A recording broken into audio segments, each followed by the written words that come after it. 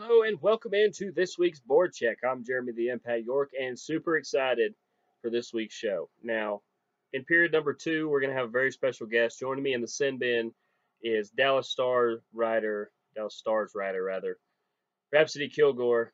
She's fantastic. We actually taped the interview on Monday. We will make reference to the Kings Stars game that was happening just yesterday, and obviously the Kings not being able to pull out the victory in that one. They lost 6-4. Fantastic game, by the way, if you got a chance to watch it. But more on that in period number 2 and obviously number 3 with the Kings. But we're going to start off with the Atlanta Gladiators right here in period number 1, where last Thursday they faced the Tulsa Oilers, rather. Even Doc Emmerich stammered a little bit tonight. And we'll get in a little bit about that game going on right now that is making it hard to tape this currently. Anyway, the Gladiators were able to win that one 3-2, where Frazee netted one and Higgs threw in two of his own. Matt Ginn ended up with the 40 save victory. Wow, 40 saves, that's a lot. Maybe the defense can pick it up a little bit. 40 shots is a lot. 40 saves, rather. That means he faced 42. That's a lot. Friday, they faced the same Tulsa Oilers, where they won 5-3, where Homan Mingoria, actually I think that was a loss, but Homan, Mingoria, and Buzzio had the goals in that one. Dan Vladar, the returning Dan Vladar, Darth Vladar, had 26 saves. And Sunday they lost to the South Carolina Stingrays 2-1, where Buzzio netted the only goal for the Gladiators. It happens. Upcoming games, of course, they are playing tonight in Greenville against the Swamp Rabbits. That was a 7 p.m. start. The game's going on right now. I believe it is 2-1 Swamp Rabbits, last that I saw right before we started. Also, Saturday, they're at home against the Cincinnati Cyclones. That is a 7:05 start. And a little past noon on Monday is another student day, I believe. They will have the Norfolk Admirals in the Infinite Energy Center. Now, moving on to the Boston Bruins. Last Thursday, they took on the Edmonton Oilers, where they lost 4-3, where Miller, Bergeron, and Krejci all had goals. They've got to do something. They're losing a lot of these one-goal games. Tuukka Rask in the losing effort with 21 saves. Saturday, they faced the Florida Panthers, where they won 4-0 because they love facing the Panthers. In fact, if we could face the Panthers a lot more, that'd be great. Where Marchand had 2 goals, Backus had 1, Riley Nash had the other. Riley Nash playing pretty solid this year. I believe that was his second on the year. Tuukka Rask had 25 saves in that one. On Sunday, they faced the the Carolina Hurricanes, rather. They probably could have beat them too. They lost 4-3 in overtime, unfortunately, in Carolina. Schaller, Backus, and Marchand with the goals in the loss, and McIntyre, nice to have him around, had 26 saves in his loss. Just last night against the St. Louis Blues, we were able to pick up the victory 5-3, where Vetrano, Carlo, Marchand with 2 more, and Krugerall had goals, and only 14 saves for Tuukka Rask. That's really good. Remember how I said 40 was a lot for Matt Ginn? 14 is a lot of defense right there. Upcoming schedule for the Boston Bruins. Of course, Thursday they will be in Nashville to take on the Predators. That is the 8 p.m. start. At 1 p.m. on Saturday, they will be at home against the Philadelphia Flyers. Boo, Flyers. Nobody likes Flyers. Maybe Joe Fortenbaugh, but that's about it. And then 1 p.m. on Monday, they actually have a day game against the New York Islanders for that one. Currently, the Boston Bruins are second in the Atlantic. It's a pretty good spot to be in, and 6th overall in the East. I'd like to be 4th or 5th if we can't win the Atlantic. Those kinds of things happen. But, I mean, to me, everybody says that these trades need to happen, need to have different things here, maybe a backup goalie that can win games. I think McIntyre's going to be able to do that. Some of the young guys are still developing. A lot of people want to trade Carlo away. Last time I checked, he's our best defender. Why would you want to trade away your best defender? That's kind of dumb. But also, these are knee-jerk reactions. The goals do need to increase, but I think the defense needs to get better. So instead of worrying about getting Landeskog or somebody like that from Colorado, we need to bring in another depth guy for the defense and able to give the Charizard a little bit of time here and there because I think we're playing him too hard. I think that's the whole problem. It's not that he's lost a step or he's not fast anymore. It's not that he was that fast to start with. It's, you know, Zdeno Chara has been in the league a while, sure. But if you overplay anybody, they're going to get tired and they're less productive. And it's not his fault. He's playing as hard as he can. He's just tired. So maybe we can get some depth in there.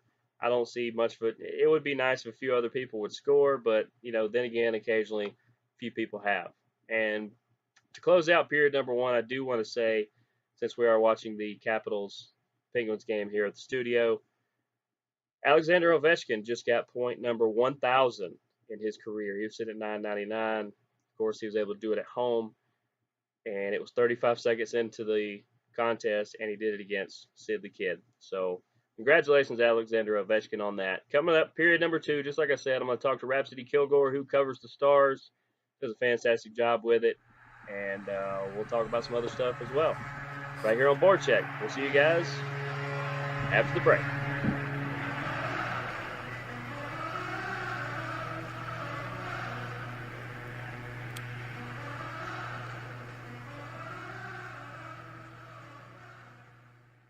Hello and welcome back to BoardCheck. Jeremy the Impact York. Thanks for joining us again for period number two. Joining me in the Sin Bin this week is Rhapsody Kilgore, who is a Dallas Stars feature writer for the Caddy Trail Weekly. How are you doing, Rhapsody? I'm good. How are you? I'm doing pretty good. We had a little bit of I won't call it snow because it doesn't snow in Georgia. We had a lot of ice here recently, so a lot of cabin fever in this area. Oh, it's been the same way here. Yeah, it's really weird how the two Dallases, as we were talking beforehand, how the two Dallases have similar weather. Yeah, everyone forgets how to drive as soon as the little flurry starts coming in, and it's been a pretty warm winter too, so it threw everyone off to have a little bit of snow on the ground. Oh yeah, absolutely. I would actually argue that it's not that they forgot how to drive, that they didn't know how to start with. That too. But, of course, we have you on. We've actually crossed paths once before back. You spent some time with the Allen Americans who, last time I checked, won about 4 or 5 championships in a row, which is unheard of, especially in hockey. Then you spent some time with the Texas Revolution football team, which is where we kind of crossed paths. How long have you been a hockey fan? All my life, really. My dad played in the ECHL, so that league in general has a special place in my heart. And I've always just grown up around the sport, going to games, and my brother's played his whole life, so I've been going to his games as well. And so ideally it's like hockey's been what hits home for me, and I enjoyed working with the Revolution, but it's still just like I want to stay with hockey, so I'm really content working with the Stars right now. Definitely so, and I did not know that about your dad. Who was your dad? Jeff Kilgore. He played for the Alabama Slammers and Birmingham Bulls as a goalie. Oh, wow, I remember them. That makes me really old, too, now, I guess. But especially being a goalie, that takes a special commitment. What little bit of limited experience I had, I always enjoyed being a goalie because you got to play the whole game. Oh, yeah, that's got to be the best part. Absolutely so. And obviously, like I said, I have you on because you are the biggest Stars expert that I know, and you do a pretty good job of covering them. What would you say about the Stars season? It's been pretty painful to watch for me personally, especially because they did so well last season, and it was hard to see them lose St. Louis in playoffs, and just the way their season started off and has continued to go is just really not in their favor at all. They've had the problems with injuries, and it's taken them a while to get on their feet, but today really marks the half point of the season, so hopefully they can really turn it around and start putting points up on the board and really make a name for themselves once again. Absolutely, and to me, they seem to have kind of had some similar problems to the two main NHL teams we cover here, and of course those being the Boston Bruins and the LA Kings, in that it seems like for the most part it's just a handful of people that score most of the goals with the occasional chip in from like the other 20 people on the roster. Basically, and it doesn't help when half those people have been out on IR.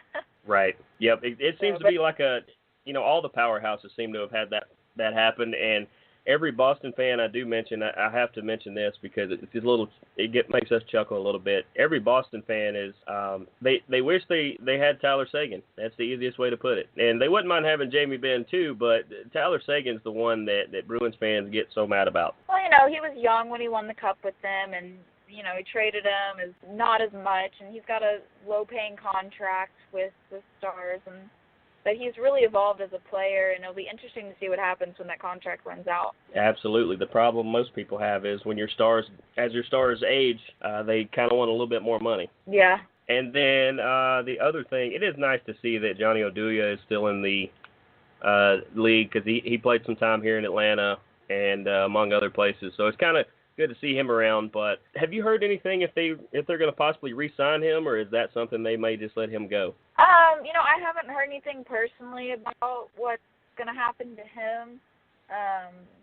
No one's really wanting to talk about who's going to leave just yet at the practices and whatnot. So I think that's as we get closer to the trade deadline, we'll really start figuring out what Jim Neal and Lindy Ruff are going to do about everyone. Absolutely. And I have to say, not just because I'm a big fan of DFW radio and such like that, I do have a few friends over that way, but Lindy Ruff has got to be one of the best coach interviews that I've heard on any radio or any other place. Have you got a chance to really sit down and chat with him? I have not personally, not for a, interview for a story at least. I have got to talk to him off to the side, off record, and he's a great guy, but yeah, if you do need to interview him for something, he'll give you perfect answers every time, no matter what the question is. Oh, yeah, absolutely. Like I said, he's got to be one of my current favorites just based off of he just seems like a fun guy. Yeah. All right, then at least the main problem with Boston and L.A., which has given us plenty to talk about on this show, the thing going around was the injuries, like you said. And with Boston and L.A., it was the goalies, where the goalie issue with the Stars seems to be: do you want to go with the championship winner, or do you want to go with the just grizzled veteran? I mean, does it seem like Lehtinen or Niemi has the advantage in being the overall starter? Well, Lettinen's been there longer, and he's a good goalie, and through the years he has really improved a lot noticeably, and he's actually starting tonight against the Kings, so it'll be interesting to see what happens there. But it's tough being in that situation as a goalie, I think, not knowing if you're starting or not. I think for true success of a team, you need to be consistent in between the pipes at least. Oh, yeah, absolutely. It's unlike almost any other sport when you can get away with not having a superstar at certain positions. In the NHL and especially in hockey in general, if you don't have at least a pretty good goalie, if not a star, you're not going to win many games. And I love the LA Kings, so it hurts me to see Jonathan Quick out for so long. It hurts a lot. Hey, nothing wrong in liking other teams as well, because here at Impact Media and BoardCheck, we like a lot of different teams too. And yeah, that one really stung because I was just getting used to calling him Johnny Q and John Q, and I had all these cool nicknames and was really starting to roll. And then that injury hit, and it took the wind out of the sails here for a minute. It took us probably a week to get over that, and I don't think we still are. Last report, I believe, maybe February, but it's looking like Jonathan Quick's not back till March, which the way Peter Budaj's playing, the Kings are kind of okay with right now. Yeah, they've really adjusted. I saw some preseason games for the Kings, and it took them a second to get used to having a new guy in that, but they've really done well with it. Oh, yeah, absolutely. And, of course, the Stars currently ranked, I think, 25th out of 30 teams. It happens. I grew up not really grew up. I was a little older, but I saw the entirety of the Thrashers over here in Atlanta. So I'm used to seeing kind of some of these numbers, and it's weird to see the Oduyas and the Lettinens in on that. But it seems like the Stars' problem is they can't outscore anybody. And if you're not scoring more goals than your opponent, you typically don't win. Yeah, and even if they do start generating goals, they end up blowing the lead by the third. They're not playing the full 6 minutes. But that's funny that you brought that up. I always forget that Lehtinen was in Atlanta. I grew up in Birmingham, Alabama, so we went to Thrashers games all the time. There's a chance we were at a lot of the same games then, because we used to catch discount tickets and go as much as we could. That was our thing. Our dad would drive out to Atlanta, and we'd make a Friday night of it. Oh, yeah. A lot of Friday night games for some reason in Atlanta. I think it was probably the best marketing thing they ever did was try to have weekend games, because that meant more of us would go. Yeah, pretty much.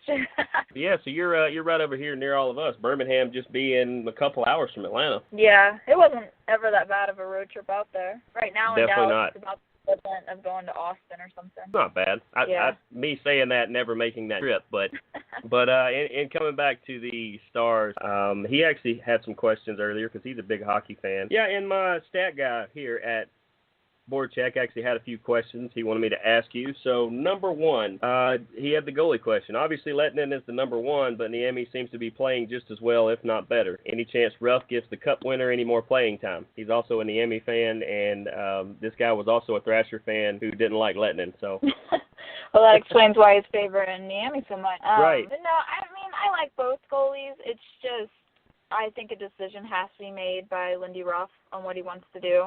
It's been too long going back and forth between both of them. Yeah, definitely so. At least it's a good goalie problem to have two good ones instead of something like the Boston Bruins who have two goalies, but yet the backup goalies have only had one win this year, I believe. Yeah, something like that. That is just a not-so-good stat. Question number two. Yuri Hudler's game has been kind of mediocre after signing the contract this offseason. Any reason the Stars are keeping him on the roster, and does it have to do with his veteran presence in the locker room? It could be the veteran thing. It's hard to say, though. I think Lindy Ruff is kind of waiting to make any major decisions, like I said earlier, about keeping players around or letting them go. He's got a great group of prospects to look into a little bit more, and he's got some good players in the ECHL with the Texas Stars. He can just pull up, and, once everyone comes back from IR, like Patrick Sharp was out for a long time, and once Right. he gets all his regulars back in rotation, I think he'll be more prepared to make a decision on who really stays and goes. Exactly. I definitely agree there. His last question. The defensive core seems to be shifting. Where do you see the defense changing over after Aduya and Hamwee? Okay. So the question is, where do you see the defense changing over after Aduya and Hamwee come off the book? Their defense has struggled in general just over the past couple seasons. I feel like that's always been one of their weaker points. Just like offense doesn't make all the right decisions, but when there is the turnover in the zone or something, you really depend on your defense, and I feel like 9 times out of 10 they'll really just let them down. It'll be interesting to see what happens. I don't really want to make a bold prediction there, but it will be interesting to see what Lindy Ruff will do about his defensive situation. Absolutely. And you mentioned the Texas Stars down there. How's their season going? I've been in contact with their broadcaster a little bit. We've gone back and forth about a couple things, but other than that, I haven't really kept up with them.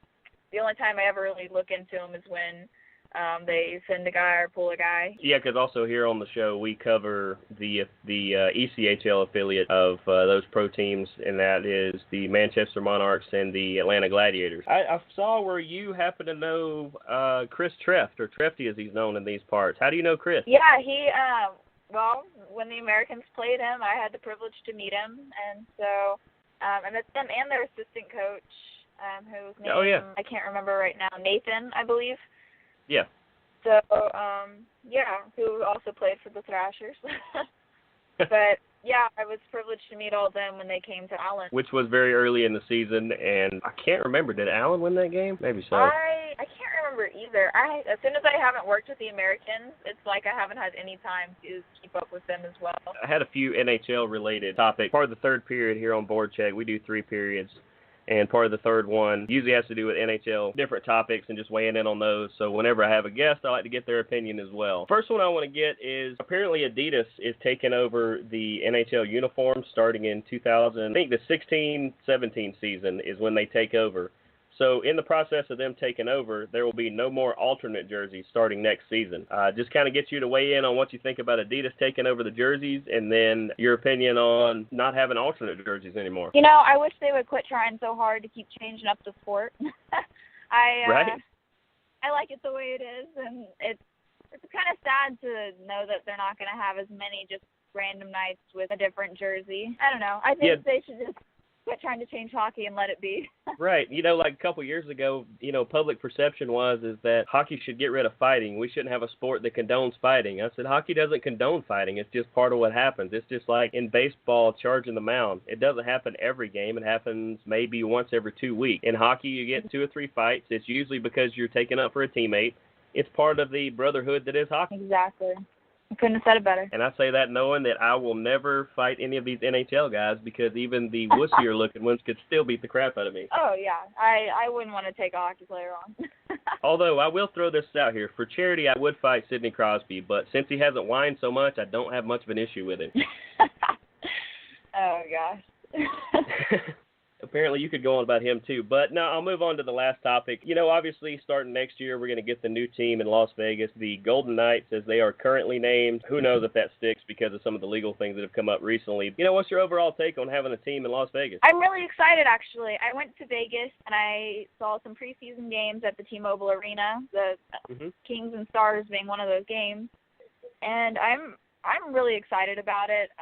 I love getting to see a new team and see what happens, how it affects the league and who's going to end up playing there. It's all really exciting stuff. I absolutely love T-Mobile Arena.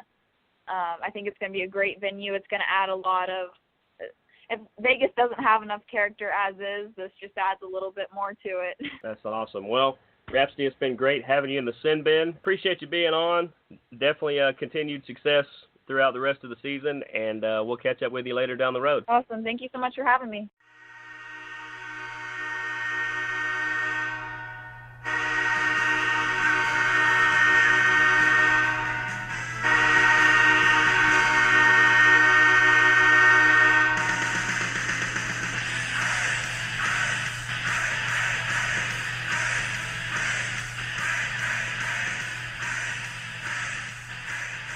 Welcome back for period number 3 right here on BoardCheck. You know, sporting the amazing, cool swag here. If you guys would like a shirt from BoardCheck, they're $15. That includes shipping. Make sure to hit us up here on the YouTube channel. You can also at Team Impact Media, at BoardCheck, at the Impact 99. There's all kinds of different places that you can catch us. Catch us on Facebook. Send us a message, whatever you can, and we'll get with you guys and get you guys some swag. Or if there's an event that we're going to and you order a shirt, we'll bring it to you at that event. Just got to tell us which ones.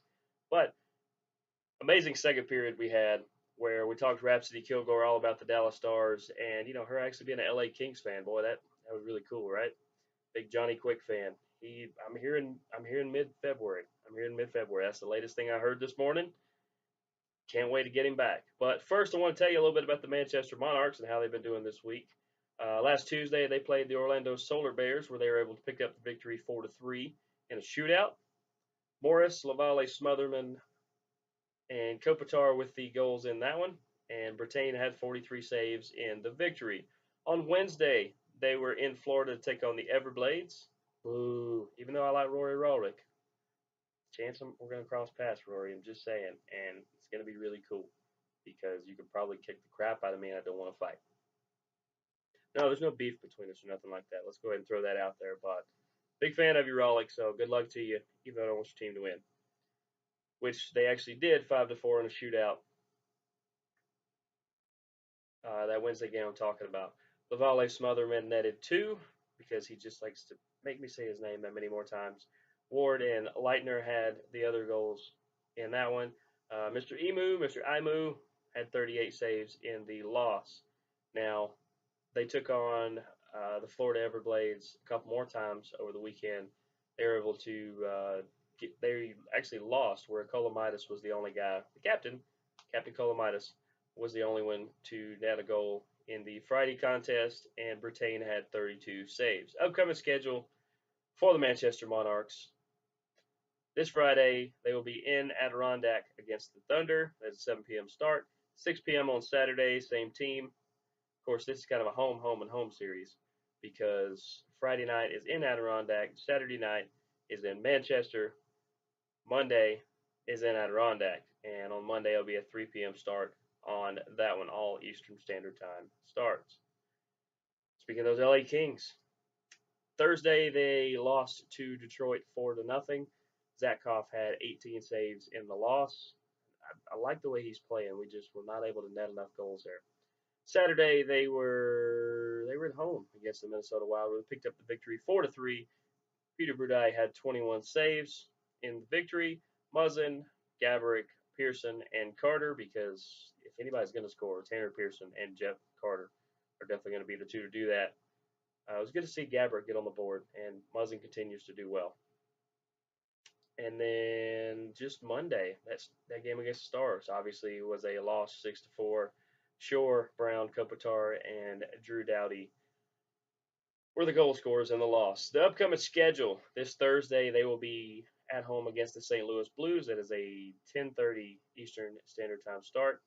Obviously 7:30 on the West Coast. Saturday, they are against the Winnipeg Jets. Please beat the Winnipeg Jets, even if Brock Lesnar is a fan of them. Let me tell that story. I haven't told that story. Brock Lesnar apparently has not only moved his family to Canada, somewhere in Saskatchewan. He went to the Winnipeg Jets game and had some fun with the players. I know I posted up the video. I hope you guys get a chance to check that out. Yeah, and it brings up what's going to be kind of the poll question. I may post this, or I may just, for all you guys who watch this video, post your answer to this. Clearly, at the Winnipeg Jets game, Brock Lesnar is the baddest man in the room. Baddest man in the building is what I call it, I believe. Obviously, he would probably be there's no probably. Yeah, I'm getting hands, yep. Hands in it. Yep, exactly. Everybody's shaking their head here. He's the baddest man in this room, by far, baddest man in this building. Would Brock Lesnar be the baddest man in the building you're currently watching the show in, or any building? Pick a building. And if he's not, send me a picture of who the baddest man in the building is. We'll post some of our favorites up on our website, which we're currently redoing, but we'll also post them up on social media. Definitely enjoy that. But like I said, Saturday they're gonna take on Winnipeg. It's at 10 p.m. Eastern Standard Time, 7 p.m. Pacific, 4 p.m. Yeah, that's right. 4 p.m. on Monday for the Tampa Bay Lightning LA Kings game. That is a 1 p.m. West Coast time start. They are currently 5th in the Pacific. They are currently 8th in the West. They need to step up their game a little bit because that is a terrible place to be in both.